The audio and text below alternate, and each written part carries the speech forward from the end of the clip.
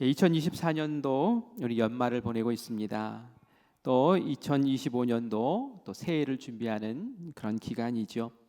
여러분들이 이 기간에 더 집중해서 기도하셔야 돼요. 하나님 잘 마무리하게 하시고 또 2025년 새날을 어떻게 주의 뜻 가운데서 준비하고 또 계획해야 할까요?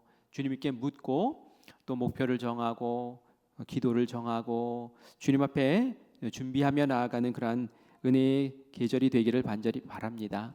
2025년도에 우리 교회의 표를 여러분들에게 먼저 말씀을 드리면 기도로 성령 충만, 권능받아 영혼 구원입니다. 맨 처음에 나온 게 뭐예요? 기도, 그죠? 기도로 성령 충만하자는 거예요.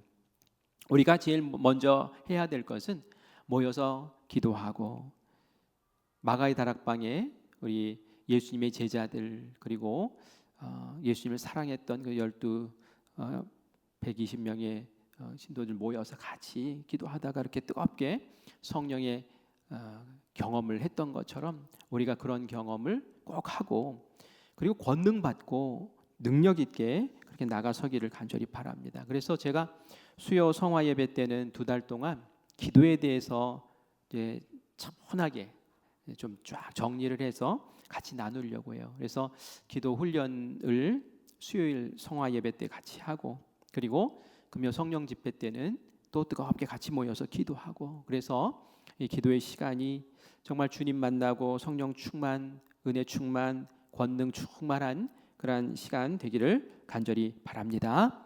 우리가 기도해야지 하면은 당연히 해야지라고 말을 합니다. 그런데 기도해야지 하는 그 마음, 그 발걸음을 이렇게 붙잡는 그러한 안 좋은 생각 한 가지가 있어요. 그게 뭐냐면은 하나님이 내 기도를 들어주실까? 과연 나 같은 사람의 기도를 들어주실까? 하는 그런 마음이라는 거죠. 여기서 나 같은 사람이라는 게 도대체 뭘까요? 나 같은 사람, 경건하지 않은 사람, 말씀대로 살지 못하는 나의 기도도 하나님 들어주실까라는 그런 마음 말이죠. 난 11조를 떼어 먹었는데 주일에도 가끔씩 이리저리 놀러 다니는데 사역하다가 처음에는 반짝반짝 하다가 중간에서 사라지고 마는 게 난데 최근에는 하나님이 기뻐하지 아니하실 그러한 몇 가지 행동들을 했는데 이런 내가 봐도 뺀질뺀질한 나를 거룩하신 하나님이 절대로 사랑할 것 같지 않은 그런 모습인데 하나님께서는 오히려 기회만 된다면 나에게 꿀밤을 한 대 주고 싶을 그러한 상태에 있는 나를 내가 아무리 급하다고 그래서 예수님 이름 부르러 뻔뻔스럽게 치사하게 그렇게 나왔다 한들 하나님께서 정말 내 기도를 들어주실까 하는 그런 마음이 들 수 있다는 거죠. 기도의 능력은 경건하고 거룩하고 하나님 앞에 충성하고 그런 사람들의 기도를 들어주시는 거지 나 같은 사람의 기도를 들어주실까? 아닐 것 같아. 난 포기하고 말래. 이런 생각이 들 수 있다는 거예요. 물론 이 밤에는 우리 금요 성령 집회 때는 기도 사모하시는 분들 나오신 줄 믿습니다. 그런데 우리도 좋을 때가 있고 이렇게 바닥을 칠 때가 있어요. 지금처럼 막 기도하고 싶어서 나올 때가 있는가 하면 때로는 나 같은 사람이 하면서 절망할 때가 있어요. 또 우리 주변에 그런 경우들이 있어요. 내 기도를 뭐 들어주시겠어 나 같은 사람이 이런 마음 들 수 있단 말이죠. 그런 분들을 위해서 또 나의 마음 가운데 혹여라도 그런 마음이 있다면 오늘 이 시간 좀 그걸 해결하는 시간이 되기를 간절히 바랍니다. 여러분들은 어떻게 생각하세요? 제가 앞에서 뭐 주절주절 그렇게 넋두리처럼 얘기했던 그 이야기를 들을 때에 인간적으로 생각하면은 맞는 것 같아요. 100% 맞는 것 같아요. 평소에 엉망진창으로 신앙생활 하던 사람이 신앙생활이라고 말할 수 없을 정도로 그렇게 살던 사람이 막 급한 일 생기니까 막 나와가지고 기도할래니 참 민망해요. 하나님도 날 보시면 야 참 꼴 살았다 이렇게 할 것 같고 그렇단 말이에요. 그런데 우리 인간의 생각은 그럴 수 있지만 하나님의 생각도 그럴까라는 것을 우리 물어봐야 된다는 거예요. 하나님은 경건하고 착하고 그리고 뭐 하나님 기쁘시게 해드는 그 사람의 기도만 들어주실까라는 거예요. 그 사람의 기도에만 응답해 주실까라는 거예요. 이건 오해예요, 오해. 어떻게 보면 좀 위험한 생각일 수 있어요. 왜냐하면은 이 안에는 공로 의식이 담겨 있기 때문에 그래요. 우리가 구원을 얘기할 때 우리가 하나님 앞에서 선한 행실을 해서 구원받는 건 아니에요. 그죠? 자기의 행위로는 아무도 하나님 앞에 온전하게 설 수가 없습니다. 하나님의 전적인 사랑으로 우리의 죄를 덮어주시고 우리의 허물을 감싸주시면서 우리를 의롭다고 인정해 주셔서 우리가 구원받은 것이지, 내가 뭐 잘나서, 내가 뭐 거룩해서, 내가 뭐 선해서 하나님 앞에 구원받은 것은 아니죠. 이렇게 공로의식이라는 것, 내가 잘해서, 내가 이렇게 해서, 이렇게 해가지고 내가 하나님 앞에 뭐 구원받고 상 받고 이런 생각 갖는 것은 하나님의 구원, 은혜로 주신 구원을 모욕하는 거예요. 그거는 굉장히 위험한 생각입니다. 그런데 기도도 마찬가지입니다. 우리의 행실이 선해서 하나님이 기도를 들어주시고 응답하신다? 이것보다는 사실은 하나님은 우리가 죄인이고 죄인인 우리가 하나님의 긍휼이 필요합니다 하면서 안타까운 마음, 간절한 마음, 진심의 마음으로 주님 앞에 불쌍히 여겨주시옵소서 하고 긍휼을 구할 때에 하나님은 그 죄인의 모습을 보며 안타깝게 여기시며 하나님의 응답을 베풀어 주신다라는 것을 꼭 기억해야 될 줄 믿습니다. 그것이 바로 오늘 본문 말씀에 나오는 내용이에요. 오늘 본문에 보면은 바리새인과 세리가 동시에 성전에 올라가는 장면이 나옵니다. 그런데 성전에 왜 올라갔냐면 기도하러 올라갔다라고 말씀에 나오지요. 둘이서 성전에 올라가서 기도를 하는데 바리새인은 여기에 있고 세리는 저쪽 편에 있습니다. 저 구석배기에 있는 거예요. 바리새인은 손 들고 하늘을 올려다보면서 기도를 합니다. 우리 11절 말씀, 11절, 12절 말씀 같이 봉독하겠습니다. 바리새인은 서서 따로 기도하여 이르되 하나님이여, 나는 다른 사람들 곧 토색, 불의, 간음하는 자들과 같이 아니하고 이 세리와도 같이 아니함을 감사하나이다. 나는 일회에 2번씩 금식하고 또 소득의 11조를 드리나이다 하고 아멘. 기도의 시작을 할 때 하나님 부르고 하나님께 감사 먼저 올려드리지 않습니까? 그렇게 감사를 올려드리는데 어떻게 얘기합니까? 저는 남들처럼 토색하지 않았습니다. 이 토색이라는 건 남의 것을 빼앗지 않았다는 얘기예요. 불의를 행하지도 않았습니다. 다른 사람들처럼 간음하는 사람도 아닙니다. 그리고 저기에는 저 세리 쇳덩어리, 저 암덩어리 같은 저 세리와 같지 않습니다. 저는 일주일에 2번 금식을 하고요, 제 소득의 11조를 하나님께 따박따박 그렇게 예물로 바치는 그런 사람입니다. 제가 이런 사람이에요 하나님, 이러면서 자기를 자랑하고 하나님 앞에 드러내고 그리고 나서 이제 자기의 필요한 기도들을 했겠죠. 이렇게 거룩하고 경건하고 선한 사람의 기도 하나님 들어주실 줄 믿습니다 하면서 기도하는 그 모습을 우리가 봅니다. 자기 행위를 자랑하며 이 행위 때문에 하나님이 내 기도 들어주실 거야 라는 그런 마음 있는 거죠. 이에 비해서 세리는 어떻게 했는지 한번 볼까요? 우리 13절 말씀 같이 읽겠습니다. 시작.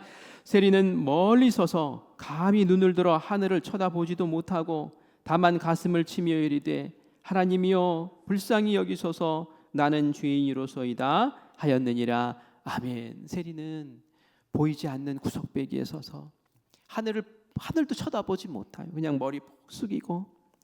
왜요? 죄인이라고 다들 그러니까 가슴을 치면서 고백을 하는 거예요. 가슴을 치면서 하나님 저는 죄인입니다. 하나님, 이 죄인을 불쌍히 여겨주세요. 하나님 자비를 베풀어 주세요. 이렇게 바리새인과 세리의 기도하는 모습을 다 예수님 말씀하셨어요. 그리고 나서는 하나님께서 누구를 의롭다고 여기시겠느냐. 하나님이 의롭다고 인정받고 집으로 돌아갈 사람은 바리새인이 아니라 바로 세리다라고 얘기를 하세요. 하나님이 이 세리의 기도를 들어주신다라는 그런 말씀이죠. 하나님 앞에 요구되는 기도의 조건이 뭘까요? 나의 의로움이 있어야지 하나님 앞에 기도할 수 있는 조건이 될까요? 그게 아니에요. 오늘 말씀을 보면 내가 비록 부족하고 연약하다고 할지라도 하나님의 은혜와 긍휼을 구하는 그 낮은 마음, 그리고 간절한 그 마음, 통곡하는 그 마음, 그것이 하나님 앞에 기도하는 기도자의 조건이란 얘기예요. 이 말씀을 우리 삶에 이렇게 적용을 해보면 그렇습니다. 내가 최근에 말씀에 막 은혜를 받았어요. 너무 경건하고 아름답게 살고 있어요. 막 유혹도 다 물리치고요, 봉사도 하고 특별히 지은 죄도 없는 것 같고 너무 좋아요. 그래서 하나님 앞에 막 당당하게 나왔어요. 하나님, 제가 요즘 막 은혜 충만하게 삽니다. 하나님, 내가 이렇게 사니까 하나님 당연히 복을 주셔야 됩니다 하면서 막 기도를 시작한다 그러면 조금 위험한 거예요. 기도를 막는 독약 같은 게 내 마음 가운데 스며 있다는 얘기예요. 이만하면 내가 됐지? 라고 이 과신하는 태도, 이것은 은혜의 자리에서 우리를 조금씩 멀어지게 할 수 있기 때문에 그렇습니다. 바리새인이 그랬잖아요. 하나님은 누가 더 정직하냐 거룩하냐 보시면서 더 거룩하고 정직한 사람의 기도를 들어주시는 분이 아니에요. 그렇다고 누가 더 형편없이 부족해서 그 부족하기 때문에 네 기도 안 들어줄 거야 라고 하시는 분도 아니에요. 어떤 상황이든지 하나님은 제가 하나님이 꼭 필요합니다. 하나님, 저는 죄인이고요, 저는 연약하고요, 저는 힘이 없어요. 주님 없으면 저는 살 수 없어요 하고 자신의 연약함을 고백하고 하나님의 긍휼을 구하는 사람, 그 사람은 하나님이 거룩하냐 거룩하지 않냐를 가리지 않고 하나님께서는 그의 기도를 들어주시는 줄 믿습니다. 설사 우리가 하나님 앞에 죄를 짓고 불순종하여 면목이 없더라도 우리가 통회하는 마음으로 우리의 연약함을 그대로 하나님께 드러내면서 하나님의 긍휼을 구하면 나의 행위, 나의 공로가 아니라 나의 연약함을 보고 하나님은 은혜를 베풀어 주시는 분이라는 거예요. 제가 청년 사역할 때 우울증에 시달렸던 청년이 있었습니다. 자살 시도를 몇 번 하고 여러 차례 자해를 하고 또 대학 입학을 했는데도 불구하고 대학 생활을 포기하고 그런 상황이 됐어요. 그런데 이 청년의 입에서 늘 반복해서 나오는 말이 있었어요. 그것은 말이죠, 죽고 싶다는 거예요. 왜 죽고 싶냐라고 물어보면 내가 우리 집의 문제라는 거예요.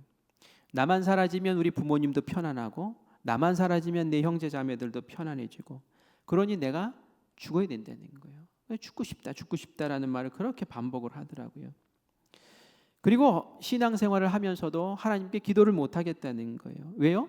다른 사람이 나를 싫어하고 심지어는 나도 나를 싫어하는데 하나님이 나를 좋아할 리가 없다는 거죠. 그런 나를 하나님이 뭐라고 나를 바라보시고 내 기도를 들어주시겠느냐는 거죠. 정말 그런가요? 하나님은 오해하고 있는 거예요. 하나님은 그렇지 않아요. 하나님은 마음이 찢어진 사람, 마음이 무너진 사람, 연약한 사람, 그냥 있는 그대로 자신의 모습을 내어 보이는 그 순간 만나주시고 인격적으로 어루만져 주시고 그를 회복시켜 주시고 채워 주시는 분이신 줄 믿습니다. 나의 죄인된 모습 때문에 내가 하나님의 기도를 포기한다면 우리는 영적인 우울증에 걸려 있는 것과 마찬가지라는 거예요. 그렇게 하면 안 된다는 거예요.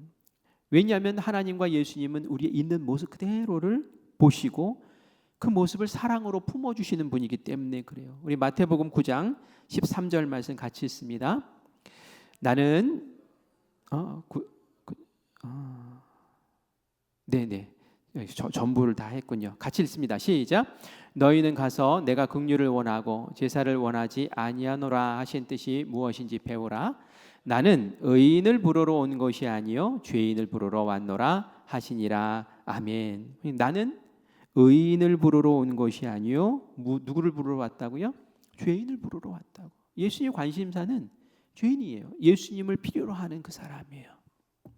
하나님, 제가 이렇게 잘하는데요, 이 사람이 필요한 게 아니라 하나님, 제가 너무 연약해요. 하나님, 제가 노력해도 저는 이것밖에 안 돼요. 하나님, 저는 이렇게 볼품이 없어요. 이 사람을 예수님 만나러 오셨다는 거예요. 로마서 5장 8절 말씀도 같이 읽겠습니다. 시작. 우리가 아직 죄인 되었을 때에 그리스도께서 우리를 위하여 죽으심으로 하나님께서 우리에 대한 자기의 사랑을 확증하셨느니라. 아멘. 우리가 선할 때 찾아오셨습니까? 우리가 죄인이었을 때에, 우리가 죄인의 상태에 있을 때에 하나님은 예수님을 이 땅 가운데 보내주셨고, 그 보내주심의 그 모습이 하나님의 사랑이다. 사랑해서 그렇게 한 거야 라고 우리에게 다시 확인시켜 주시죠. 여러분, 최강희라는 연예인을 아시나요? 배우를 아시나요? 이 사람이 우울증 때문에 시달렸던 적이 있었대요. 우울증 걸리면 자존감이 낮죠. 나 때문에, 나만 없으면 막 이런 마음 갖고 내가 사라져야 돼, 뭐 내가 죽어야 돼, 뭐 이런 자존감이 아주 바닥을 치는 때가 있잖아요. 그래서 이 사람도 자살을 생각하고 자해하고 하는 일들이 일상이었대요. 근데 보니까 어렸을 때부터 그런 기질이 있었더라고요. 어렸을 때도, 초등학교 다닐 때도 나는 얼마 못 살 거야, 뭐 이런 마음, 나 언제 죽지? 뭐 이런 생각이 늘 그 마음을 지배하고 있었대요. 근데 이 사람이 고민했던 게 술과 담배를 하루도 못하면은 그날을 견딜 수가 없었다라는 얘기래요. 골초에다가 또 이제 뭐 주당이라고 하나요? 하여간 술 잘 먹는 사람이었대요. 교회를 다니는데 술 담배를 끊을 수가 없으니 늘 죄책감에 시달리는 거예요. 기도도 할 수 없어요. 나 같은 사람의 예배를, 나 같은 사람의 기도를 하나님이 들어주시겠느냐, 그런 마음이 드는 거죠. 하나님 앞에 자신 있게 기도할 그런 여력이 없어요. 그런데 어느 날 하루는 예배를 드리고 나서 목사님이 우리 다 같이 통성으로 합심해서 기도합시다 하면서 기도를 선포하고 주여 하고 기도를 하는데, 막 성도들이 기도를 하는데 자기도 그 시간에 기도를 해야 되는데 기도할 여력이 없어서 그냥 그렇게 기도했대요.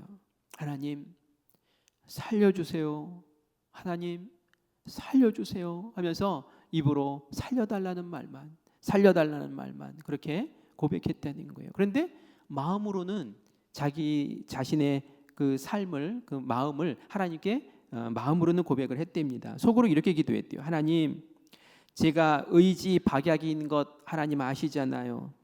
하나님이 저를 이렇게 만드셨잖아요. 저는 아무것도 끊을 수가 없어요. 저는 이래요. 그러니 하나님 도와주세요. 제가 이래요. 하나님, 저는 이래요. 하나님 도와주세요 하는 거예요. 하나님, 제가 술, 담배를 못 끊는데 생각해 보니까 내가 이것을 좋아서 하는 것보다는 외로워서 괜히 한다는 마음이 들기는 해요. 하나님, 제가 하나님께 약속은 하나 해볼게요. 괜히 하지는 않을게요. 괜히 하지는 않겠다는 거예요. 술, 담배를 할 때 그냥 괜히 하는 거예요. 괜히, 뭐 이유가 있어서 하는 게 아니라 괜히 그렇게 하더라는 거예요. 근데 그거는 안 해볼게요 라는 거예요. 괜히는 안 할게요. 그런데 조금 먹고 싶으면 먹을게요. 제가 의지가 없으니 먹고 싶을 때는 먹겠습니다 이러면서 하나님께 있는 그대로 얘기한 거예요. 뭐 속이지도 않고 그냥 있는 그대로 말한 거예요. 그리고 나서 기도를 마치고 이제 집에 들어갔어요. 이제 집에 들어가서 이제 술이 손에 딱 잡히죠. 잡히면 기도했던 게 생각이 나는 거죠. 내가 지금 이걸 괜히 먹으려고 하는 건가? 아니면 정말 먹고 싶어서 내가 이걸 든 건가? 아니, 괜히 그런 거잖아. 그럼 또 내려놓고 담배를 딱 들었다가도 이거 괜히 피우려고 하는 건가? 이 고민을 하게 되더래요. 그러면서 자기도 모르게 점점 끊어버리게 됐다고. 그래서 지금은 술도 안 하고 담배도 안 하게 됐다고. 그러면서 그런 얘기를 하더라고요. 하나님이 나를 강압적으로 나를 자유케 하신 것이 아니라 나를 자유롭게 나를 해방시켜 주셨습니다 라고 이야기하는 것을 간증을 들었습니다. 하나님의 이런 기도를 들어주시는구나 라는 것을 보았어요. 어떤 기도요? 있는 그대로 그냥 고백하는 그 기도. 이거 얼마나 솔직합니까? 하나님 앞에 뭐 체면 이런 거 없어요. 그냥 하나님, 저 이래요. 하나님 그렇게 지으셨잖아요. 하나님, 저 술 못 끊는 거 아시죠? 그런데 괜히는 안 먹을게요. 그런데 먹고 싶으면 먹을 거예요. 이게 얼마나 솔직합니까? 내 모습 이대로 그냥 하나님께 보여드릴 테니 하나님, 그런데 이 술, 담배 끊고 싶으니 하나님 도와주세요 라고 얘기했을 때 하나님 그걸 가지고 혼내시지도 않아요. 하나님 그걸 가지고 서운해하지도 않으시고, 그래 네 모습이 그렇고 네 연약함이 그것이라면 내가 끊도록 도와줄게 하면서 그에게 자유를 주신 줄 믿습니다. 이렇게 기도하는 거예요. 하나님 앞에 체면 차리지 마세요. 제가 하나님 앞에 체면 차린 적이 있었어요. 하나님께서 강력하게 저에게 회개하라는 마음을 주셨어요.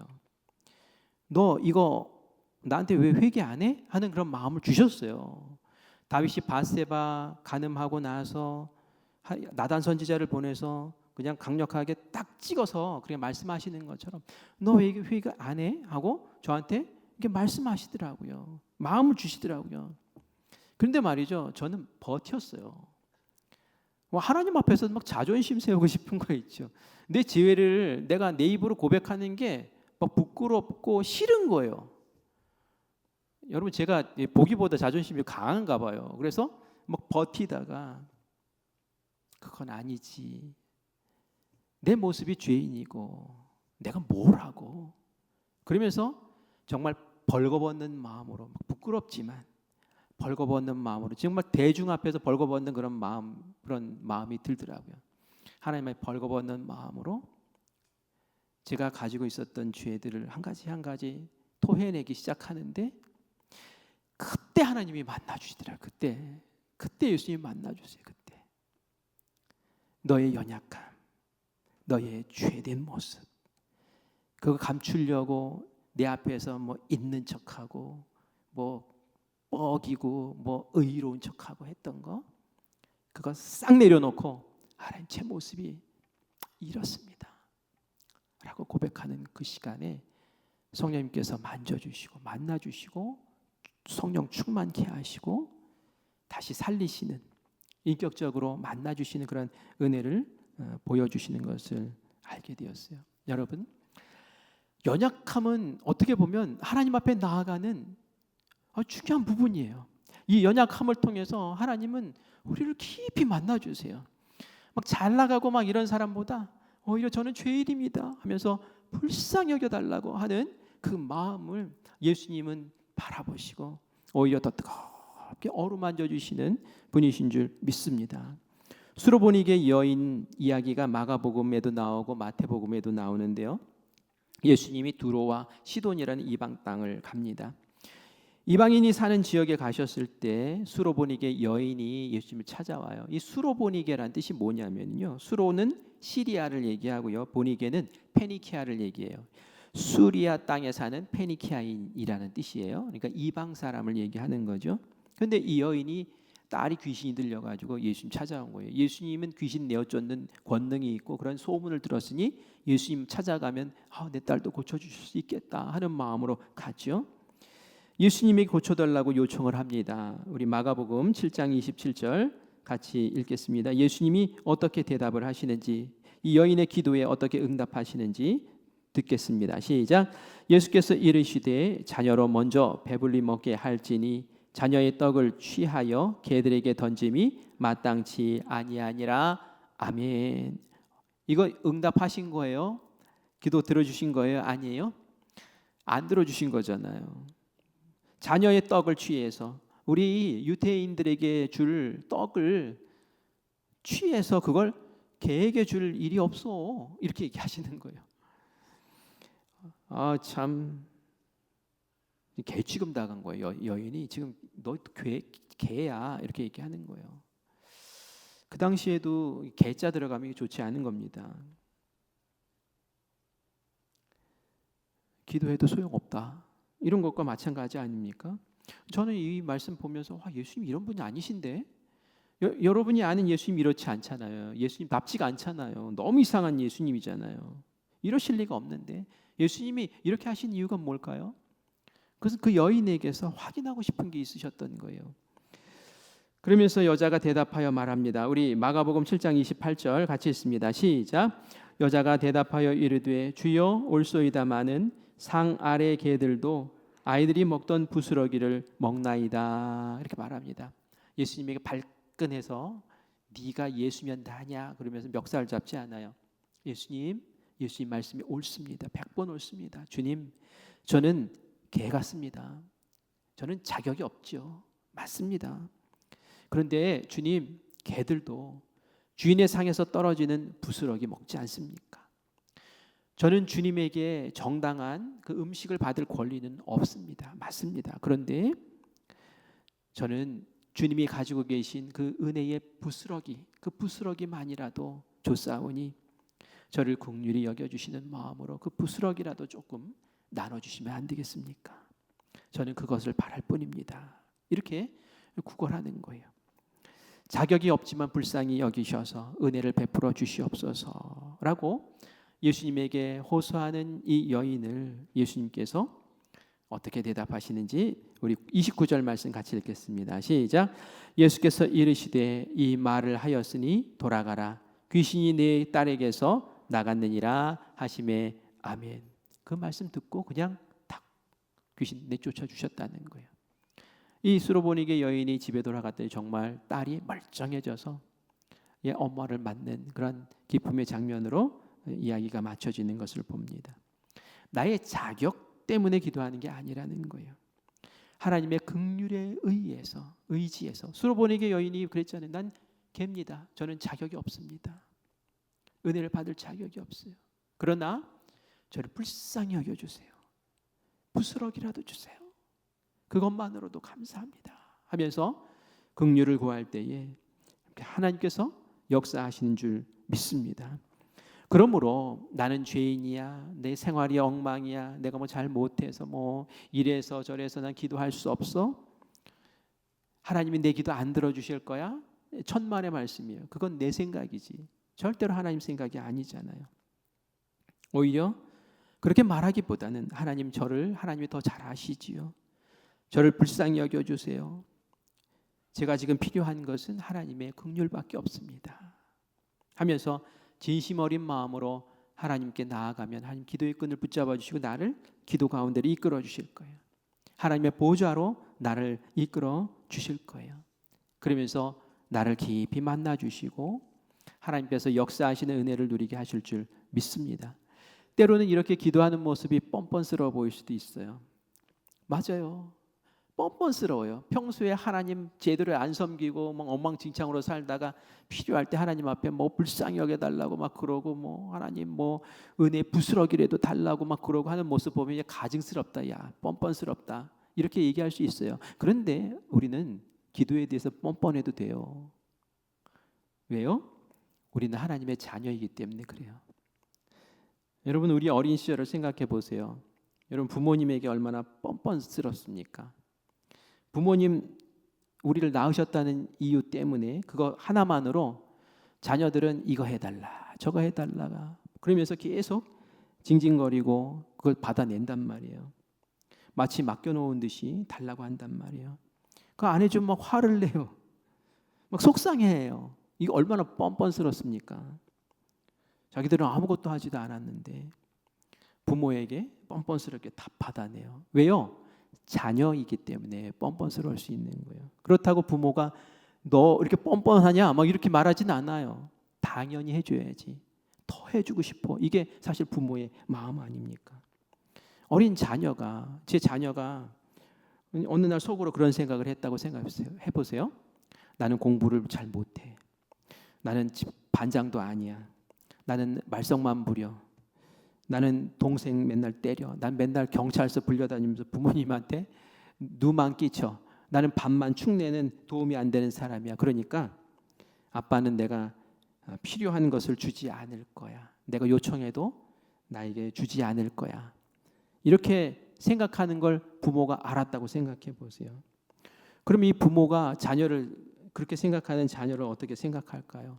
야, 그래, 너 참 양심적이다. 이렇게 생각할까요? 아니에요. 우리 자녀가 왜 이렇게 자존감이 낮아졌지? 무슨 문제가 생겼나? 상담을 받아야 되나? 오히려 뻔뻔스럽게 뭘 요청하고 부모님 주세요. 나 이것 좀 하게, 이것 좀 도와주세요.